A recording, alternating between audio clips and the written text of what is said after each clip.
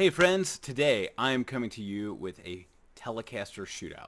I'm a huge fan of Shootout videos. It's something I've wanted to do with my channel for the last year, but my video recording and technology skills have just not been quite up to snuff.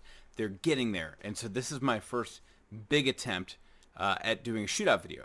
So just a little information for you. I've used the same amplifier with the exact same settings. It is a Fender Custom Deluxe 68 Reissue with an Eminence Swamp Thing speaker. It's using the Bulgara attenuator so I can get the gain a little higher without blowing the stuff off the walls here. And then I'm running it through my pedal board.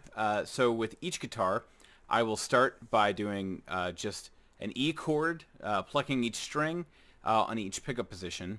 Then I will do a chord progression from the introduction of Autumn Leaves, and I'll do that on each guitar on each pickup position.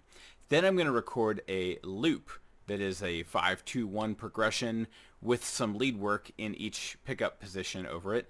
Then I'll do some, and the lead work will first use the Lunastone Smooth Drive, which is just a little bit of a boost pedal, very cool Danish drive pedal.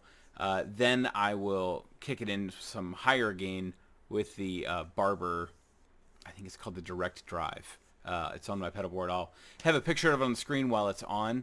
And then finally, I will do just a quick little riff that I have borrowed from a Corey Wong song that came out last year, just to show the natural compression of the pickups. And then I will do that riff one more time on each pickup position with the Ego Wampler Mini, which is a compressor pedal. Because when I think of Teles, I think of compression. You know, a lot of like country players and guys who use Telecasters really like their compression. I typically don't play with a compressor, but I typically don't play Teles. But in this case, I've got three beautiful Telecasters, and at very different price points. The first one is the Fender 52 AVRI, which is American Vintage Reissue Telecaster in Butterscotch Blonde. This one is from the early 2000s. It's an ash body, gloss finish. It's a maple fretboard, a 7.25 radius with a wide U-shaped neck, so it's a little different feel than what I normally go for. Maple neck, maple fingerboard, 21 frets, 1.65 inch nut or 41.91 millimeters for the rest of the world, and a 25.5 inch scale length. I'll just say a couple things about this Tele now. I got this one. It's my favorite sounding Tele pickups I had ever heard. I've always struggled to find a Telecaster that I liked. Sometimes they sound too nasally. They sound too mid-rangey. I didn't like them. I'm much more of like a blues player. I'm starting to dip into jazz a little bit. And I just didn't really like that sound that I hear in most Telecasters, including like the American Elite Telecaster. But I heard John Mayer playing a 52 Tele, and he said, you know, this is just a different animal altogether. And then I looked up the 52 AVRI, saw a bunch of guys playing them, and I was like, that is a different sound. So I wanted to try it. I found one very affordable and in near mint condition, and I'm very grateful to have it. I personally have a very hard time playing it. It's got low action, it's technically easy action, but that high gloss maple fingerboard just feels like sticky to me. You know, if I dig in for a string bend, my finger will get stuck and slip, and you'll hear that a little bit. I left it in, not because it's good playing, but just because I think it shows, you know, it's not as smooth feeling to someone like me.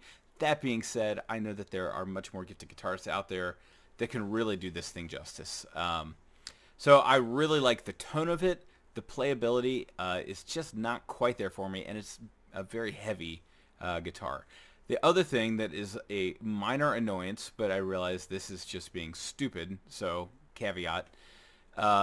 When I went to adjust the neck, because when I got it, it was a little underbowed, and it has the period correct.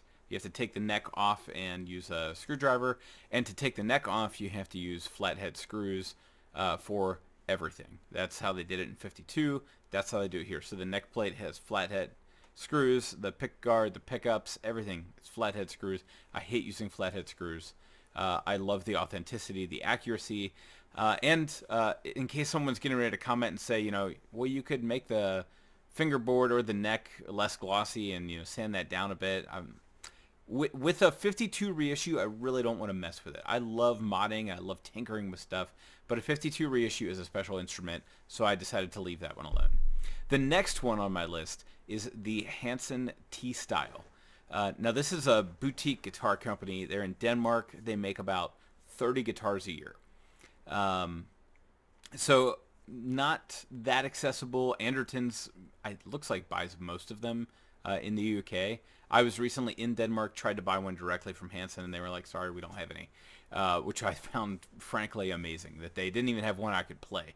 So I had to buy this thing. I had to watch all the videos I could and then just buy it with a blind leap of faith. But I was rewarded. This was an incredible guitar. It's a great purchase for me. It is a super lightweight African mahogany body, maple neck with an East Indian rosewood fingerboard. It's got medium-sized German silver frets, which I've never heard of. I didn't know if silver would even be a hard enough metal for frets, so I guess we'll see in a few years. This, kind of unique in a Tele, I guess something can't be kind of unique. It's something distinct in the realm of Telecasters, is it's a 12-inch radius. Very flat fingerboard. Most modern Fenders will have your 9.5-inch radius, and your vintage one, like the 52 reissue, will have 7.25. That being said, it feels really great to play a flat Telecaster neck. For me, Teles aren't as much a bendy instrument as a Stratocaster. They have a stiffer action. Is just my way of describing it. You might disagree with that, but in general, I find, like, you know, if you really like digging in and bending and getting semitones and things like that, Stratocasters, for whatever reason, have a little more bendiness to them, regardless of string gauge, and Telecasters are made for people who want to go really, really quick. And so I tried to use a little bit of that legato style work in my video, because that's what I think Telecasters do well, is when you're moving fast, you don't want a bendy string. You want to know that when you move to the next string, it's going to be exactly where it's supposed to be, where you memorized it, and you go into that muscle memory. So anyway, these are handcrafted pickups that are Alnico 5 magnets. Yeah, and then it's a light Relic, which it's more significant than I thought it was up close, but in person, maybe from 5 feet away, you might not even notice it's a Relic. You might not even notice in the video. So curious to see if you pick that up. But I don't know what to say other than it's just excellent craftsmanship, and the pickups are just the best sounding Telecaster that I've ever heard. Finally, the humblest submission here, but not one to be laughed at, is it's a 2002 Fender Standard Telecaster, which was made in Mexico. And at the time, that was an alder body, which is what they use in most American instruments now.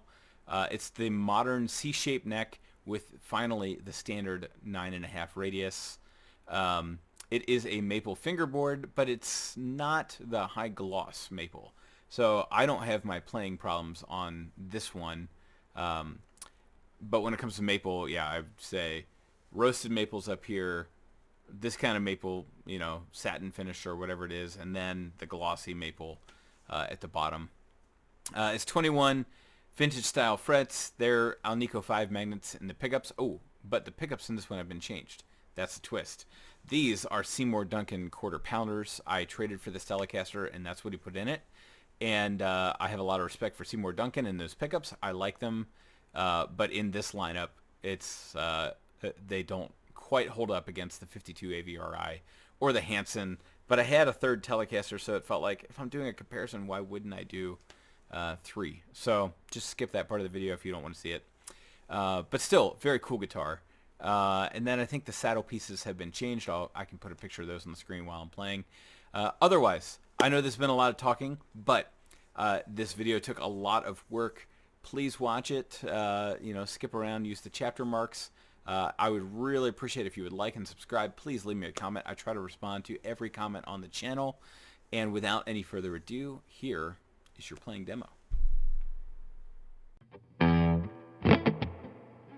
Okay, neck pickup on the 52 AVRI.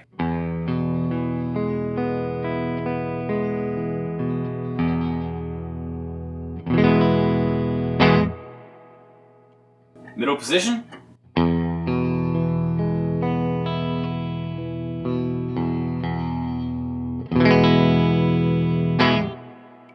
Bridge pickup.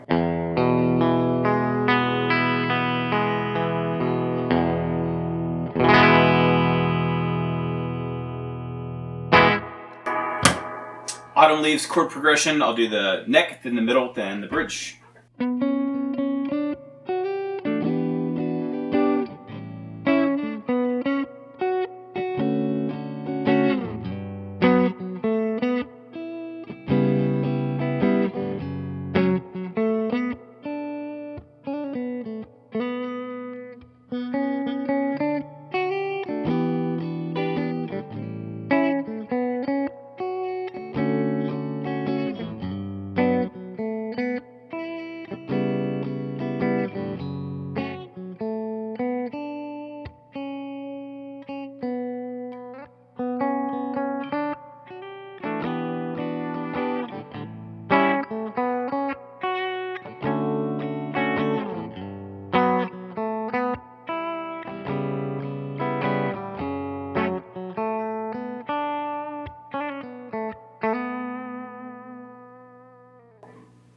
Okay, now I'm going to loop a chord progression from the middle position, just a really simple 2-5-1 progression in A major.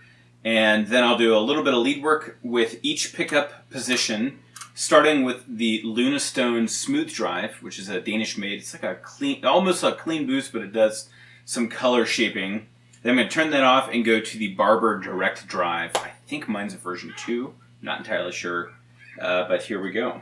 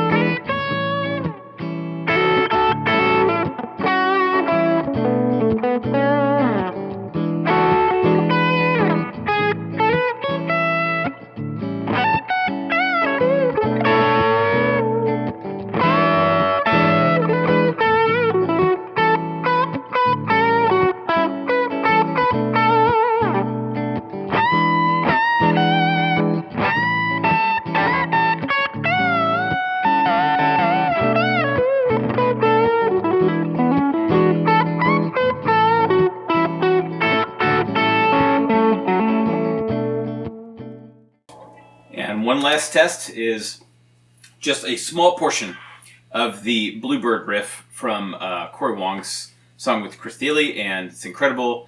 And I'm still working on it, but I think the first riff gives you a good idea of the single note sound and the compression naturally in the Tele, and then I'm going to run it through a Wampler Ego Mini for actual compression. So here it is.